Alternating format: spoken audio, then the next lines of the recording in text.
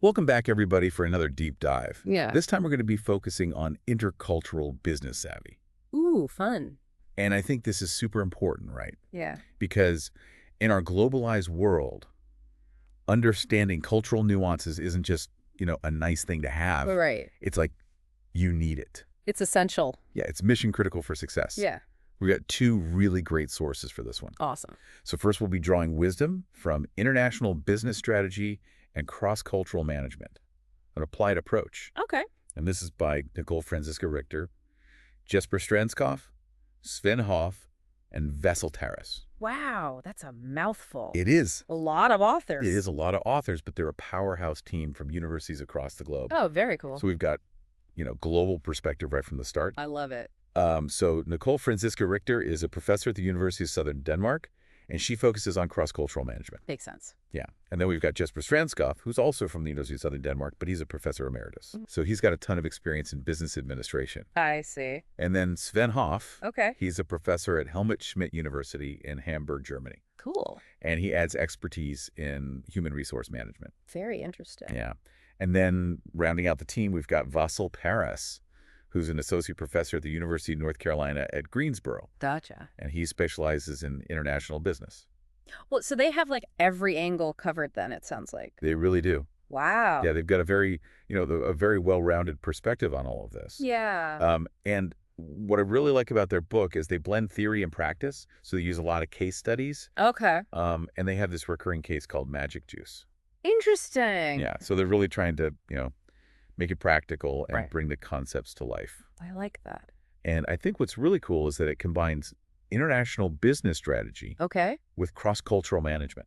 Nice. So it's not just about, like the strategy of like doing business internationally, Right. but it's also about how to actually like The people. manage people. Yeah. Yeah. Across cultures I like that. to achieve that business strategy, Yeah. which I think is really important. Definitely. And then to help us put this into practice even more, Okay. we'll also be digging into some excerpts from Chapter 8 of a textbook on international business. Gotcha. And this focuses on two incredibly useful frameworks. Okay. One is called the Culture Map, and the other is called Intercultural Competence. Very cool. Yeah, so these are like your toolkit for navigating the complexities of cross-cultural interactions. Nice. Yeah, think of it like your GPS for understanding those subtle, unspoken rules Okay. that can trip you up if you're not careful. Yeah, definitely. So are you ready to decode cultural differences Yeah, let's do it. and unlock your potential for success in the global business arena? I'm ready. Let's dive in.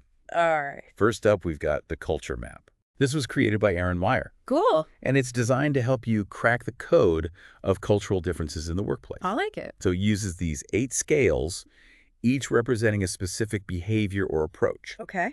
And it kind of maps out, how different cultures approach these aspects of work. I see.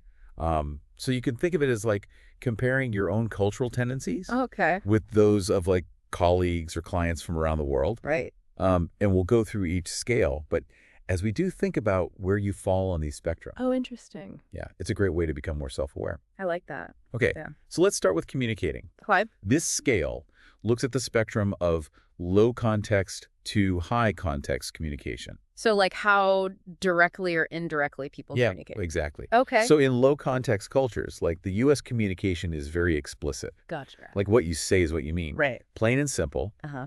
There's less emphasis on nonverbal cues or shared understanding. Okay. But in high context cultures, Yeah. like Japan, Okay. a lot of the meaning is conveyed indirectly I see. through nonverbal cues, subtle hints, and shared context. So it's more about like reading between the lines. Exactly. Okay. So imagine, for example, receiving feedback Oh, yeah. in a low context culture Yeah. versus a high context culture. Right. In a low context setting, someone might directly say, "This report needs major improvement." Ouch. Right. Straight to the point. Yeah. Ugh. But in a high context culture, the same message might be delivered more subtly. Like how? They might say something like, "I wonder if there might be some areas in the report that could be strengthened." Oh, so it's like they're asking a question, but they're not really asking a question. Exactly. It's like a Yeah. very, polite way of saying, Right. this isn't good enough. I see. Yeah. That's very interesting. So being aware of this spectrum Okay. can prevent a lot of misunderstandings Yeah. and make your communication much more effective. For sure. So the takeaway here is to be mindful of your audience and their cultural context. Right. Are they more low context or high context? Yeah. And adjusting your communication style accordingly can make all the difference. It's about meeting people where they are culturally speaking. Exactly. Let's move on to evaluating. Okay. This focuses on how different cultures approach giving and receiving feedback. Oh, interesting. So some cultures like Russia are known for their very direct negative feedback. Oh, really? Yeah, they believe in being frank and honest, even if it's uncomfortable. Wow. So like no sugarcoating, No sugarcoating. just straight up. Yeah, Interesting. and this directness can be jarring for people from cultures that prefer a more subtle approach. Yeah, I can imagine. So imagine working with a colleague from Japan, Okay. where negative feedback is often given very indirectly, Okay. with a focus on preserving harmony and saving face. Yeah. Yeah. If you're used to a more direct style, you might find this approach frustratingly vague. Oh, for sure. And vice versa. Someone from a high context culture might feel attacked or disrespected by that direct negative feedback. Exactly. Yeah. So how can we navigate this difference effectively? Right. Well, first, it's crucial to be self-aware. Okay. How do you typically give and receive feedback? Yeah. And then try to understand the cultural norms of the people you're interacting with. Okay. And adjusting your approach based on this understanding Yeah. can make feedback much more constructive and less likely to cause offense. So it's about finding a balance between honesty and sensitivity. You Exactly. can be direct without being disrespectful, and you can be subtle without sacrificing clarity. Absolutely. Nice. All right, now ready for our next scale. I think so. Let's talk about persuading. Good. This one explores the fascinating contrast between principles first Okay. and applications first, persuasion. So how people build their arguments and make their case. Exactly. Okay. So some cultures like Germany prefer a principles first approach. They want to understand the why behind a proposal Right. before they even consider the how. So like, show me your work. Yeah, exactly. Okay. They need to understand the foundation before they're ready to build on it. I like that. But other cultures like the US are more focused on applications. First, persuasion. Okay. They want to know what you're proposing, how it works, Right. and what the benefits are. Yeah, the practical stuff. Exactly. Okay. They're less concerned with the theoretical underpinnings. It's a more pragmatic approach. Exactly. They want to see the solution in action, not just the concept on paper. Yeah. Gotcha. So if you're pitching a new product to a German client, Right. you better be prepared to present your market research, Yeah. your competitive analysis, Right. and the underlying logic behind your product's design. Yeah. All the backgrounds. Yeah. Huh? But if you're pitching to an American client, Yeah. you might want to jump right into a product demo. Right. Show them how it works. Exactly. Yeah. Highlight the features and benefits and let them see the value proposition firsthand. So understanding the scale is crucial for like tailoring your presentations. Exactly. And your communication to resonate with your audience. Right. Knowing their preferred persuasion style can make you a much more effective communicator. And it can save you from a lot of frustration. Totally. Imagine putting all your effort into this beautifully crafted presentation only to have your audience completely tune out because you're speaking the wrong persuasion language. Oh, yeah. That's a Yeah. recipe for disaster. Yeah. So the takeaway here is to do your homework. Okay. Before any important interaction, try to understand the cultural background of your audience and their preferred persuasion style. Makes sense. It can make all the difference in getting your message across effectively. Yeah, for sure. All right, so let's move on to leading. Okay. This one dives into how different cultures view authority and hierarchy. This is a big one. Yeah, this is such an important one to understand because it can have a huge impact on how teams function and how decisions are made. For sure. So some cultures, like Denmark, have a very egalitarian leadership style. Okay. They value open communication, collaboration, Yeah. and flat hierarchies. Gotcha. So in these settings, it's common for team members to challenge their boss's ideas Oh, wow. or propose alternative approaches. Interesting. It's all about working together as equals. That sounds refreshing. Yeah. Okay. But in other cultures, like Yeah. China, Okay. a more hierarchical structure is expected. Gotcha. There's a clear chain of command Right. and deference to those in senior positions is essential. Yeah, you don't want to, like, step on anyone's toes. Exactly. Okay. Imagine starting a new job in a hierarchical culture, Yeah. and in your first team meeting, you openly disagree with your manager's proposal. Ooh. That could be perceived as disrespectful Yeah. or even insubordinate. Definitely not a good first impression. No. Not at all. All right, so how do you navigate this one? Yeah, so how can you navigate the scale effectively? Well, it's all about observation and adaptation. Okay. Pay attention to how people interact with each other, Right. especially those in leadership positions. Yeah. Are decisions made collaboratively or by the person at the top? Okay. Do team members feel comfortable voicing their opinions? Right. Or is there more of like a formal communication style? Gotcha. Once you understand those cultural norms, you can adjust your own behavior accordingly. Yeah, makes sense. It's also about being mindful of your own cultural biases. Well, that's a good point. If you come from a highly egalitarian culture, Yeah. you might need to adjust your communication style in a more hierarchical setting, Right. and vice versa. Okay. If you're used to a more hierarchical structure, you might need to be more conscious of creating space for open dialogue and feedback. That's a really good point. Yeah. I like that. So it's about, being aware of where you're coming from Right. and where other people are coming from Yeah. and finding that, that balance. Yeah. Now let's talk about deciding. You're right. This scale explores the spectrum from consensus-based Okay. to top-down decision-making. Gotcha. So some cultures like Japan highly value consensus. Okay. Decisions are often made collectively involving input from multiple stakeholders. Right. This can take longer, Yeah. but it usually results in greater buy-in and support for the final decision. Okay. I see. But other cultures like the U.S. are more comfortable with top-down decision-making. Yeah, just make a call and move on. Yeah, exactly. Okay. Leaders often make decisions quickly and decisively, Right. sometimes with limited input from others. Okay. This can be efficient, Yeah. but it can also lead to resentment or lack of ownership if team members feel like they weren't consulted. Right. If they feel like they weren't a part of the process. Yeah, exactly. Okay. Imagine you're working on a project with a team from Japan. Okay. If you try to push through a decision without taking the time to build consensus, Yeah. you might find yourself facing resistance Uh-huh. or even sabotage. Yeah. And on the flip side, if you're working with a team from the U.S. and you insist on endless meetings and discussions Right. to reach a consensus on every minor decision, Hmm. you might be seen as indecisive or inefficient. You're slowing things down. Exactly. Guy. So the key takeaway here is to understand the decision-making style Right. of the culture you're working with Okay. and adjust your expectations accordingly. Makes sense. Be patient, be flexible, and be willing to compromise. Yeah, good advice. Okay, on to trusting.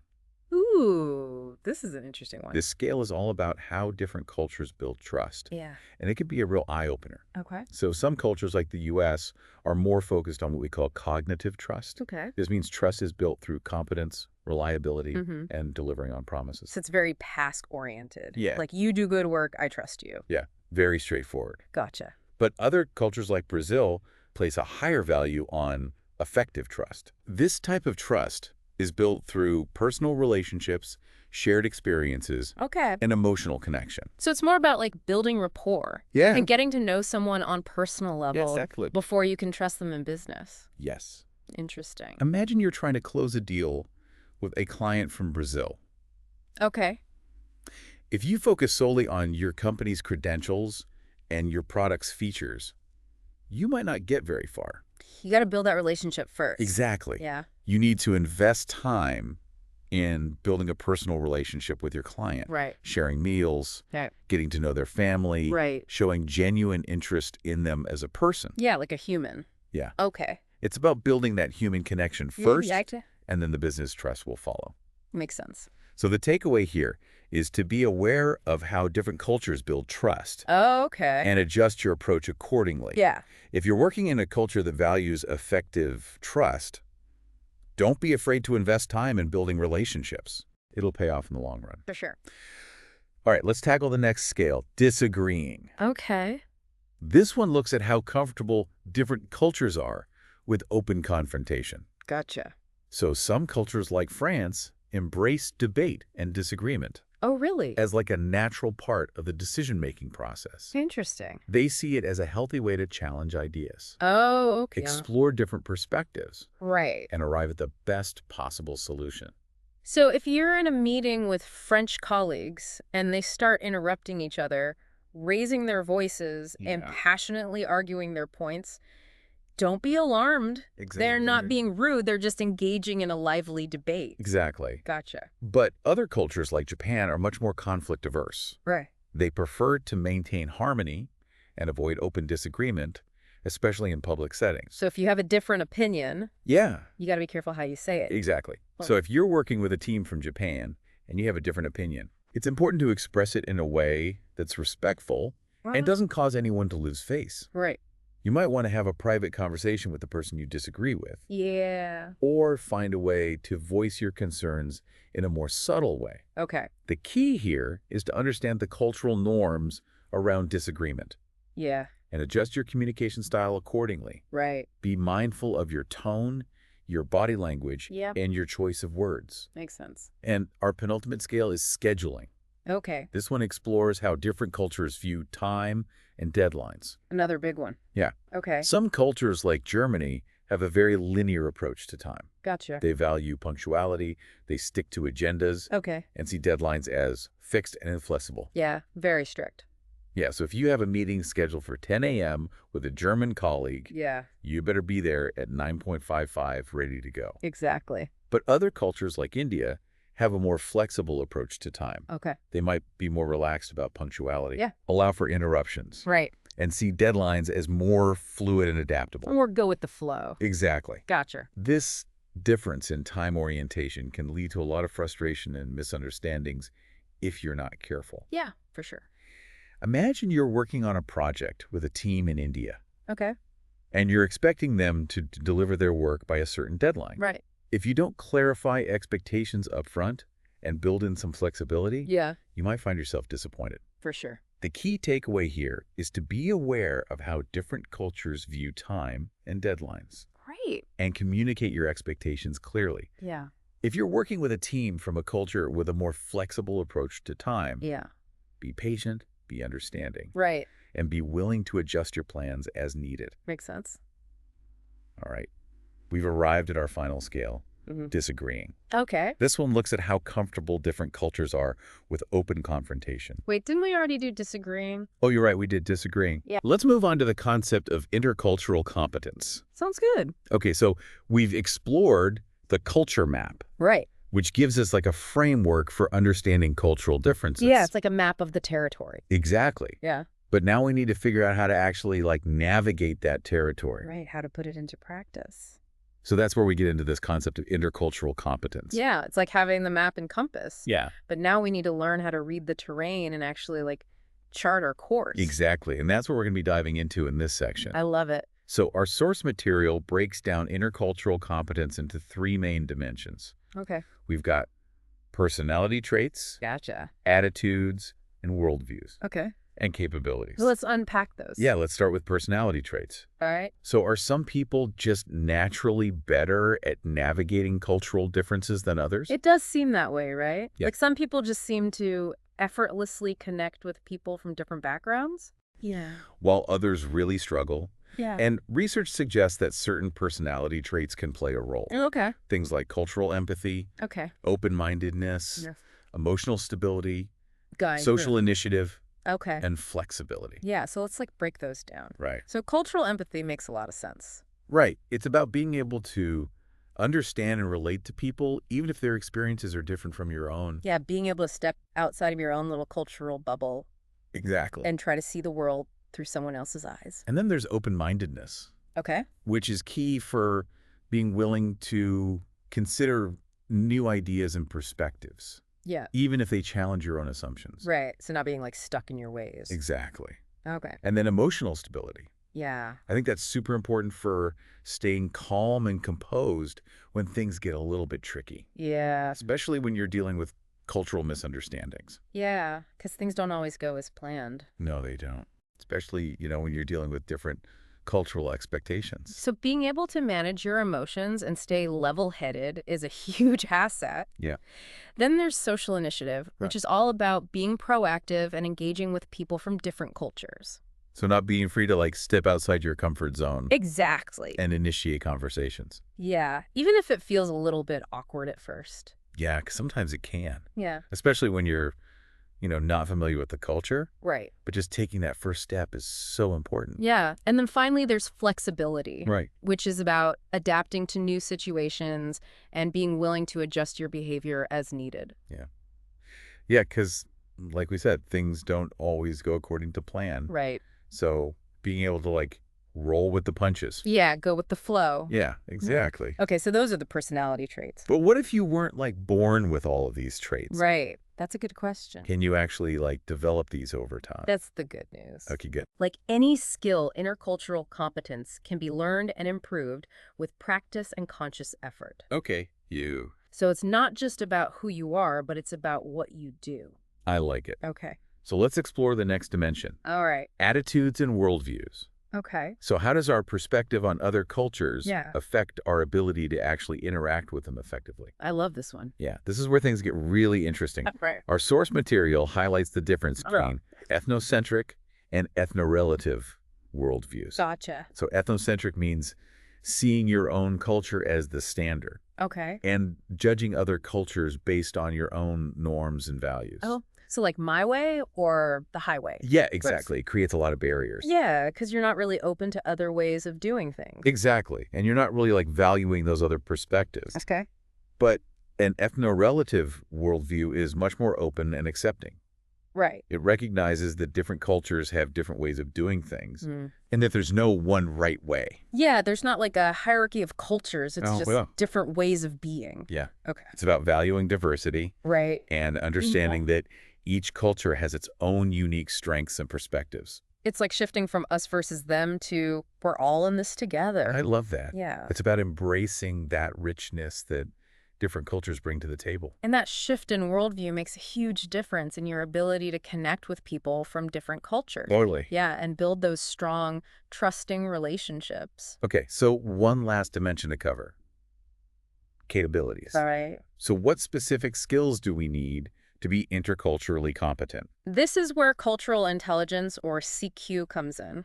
So it's not just about your IQ, it's about your CQ. Exactly. I like it. And CQ is a skill that can be developed. Okay, good. And it basically is your ability to function effectively in diverse cultural situations. Okay. Our source material highlights 4 dimensions of CQ: Okay. cognitive, metacognitive, motivational, Okay. and behavioral. Gotcha. So cognitive CQ is your knowledge and understanding of different cultures. Okay, so knowing the basics. Yeah. Like customs, values, communication styles. Yeah. Like knowing how to greet someone properly, Mm-hmm. what topics are considered taboo. Right. Or how business is typically conducted in different countries. Right. It's like the foundation. Yeah. But it's not enough just to have that knowledge. Right. You also need to be able to use it effectively. Yeah. And that's where metacognitive CQ comes in. Okay. So metacognitive CQ is about being aware of your own cultural biases and assumptions. So being able to step back Yeah, and question your own perspective and exactly. adjust your thinking as needed. So it's not just knowing the facts, Right. but being able to reflect on your own cultural lens and Yeah. how that might be shaping your perceptions. Being culturally adaptable. Yes, Oh, well. possible. Okay. Exactly. Okay. Then we have motivational CQ. This is all about your willingness and drive to engage in intercultural interactions. Okay. So people with high motivational CQ are curious about other cultures. Right. They enjoy interacting with people from diverse backgrounds, Uh-huh. and they're confident in their ability to navigate cultural differences. So it's not just having the knowledge and skills, but also having the right attitude. Yeah, Exact motivation. It's seeing cultural diversity as an opportunity, Yeah. not a challenge. Okay. And lastly, there's behavioral CQ, Okay. which is your ability to actually act and behave appropriately in intercultural situations. So it's not just what you say, but how you say it Exactly. and being aware of your body language. Yeah. Which can have different meanings in different cultures. Right. Different cultures have different norms around nonverbal communication. Totally. So people with high behavioral CQ are skilled at adapting their communication style, using appropriate gestures and expressions, Right. and building rapport across cultures. So CQ is this multifaceted skill set. Yeah, it's a lot. Yeah, it's knowledge, awareness, motivation, and behavior. It's all about understanding, Yeah. appreciating, Uh, and navigating cultural differences effectively. exactly. Okay, so we've talked about CQ in theory, but how do organizations actually put this into practice? Yeah, that's a great question. Luckily, our source material features a case study about the Bosch Group, Okay. which is a multinational engineering and technology company, Gotcha. and their approach to developing intercultural competence among their employees. Perfect. Let's dive into that. All right, so back in the early 2000s, Bosch had a pretty standardized training program for intercultural competence. Okay, like a classic approach. Yeah, they had centers worldwide offering these courses on intercultural interaction and diversity. Like getting everyone on the same page with the basics. Exactly. Yeah. But what's fascinating is how their approach has evolved. Okay. They've moved away from those standardized trainings Okay. and shifted towards a more individualized approach, Well, recognizing that a one-size-fits-all model isn't always the most effective. makes sense because everyone's starting point in terms of like cultural understanding and experience is different.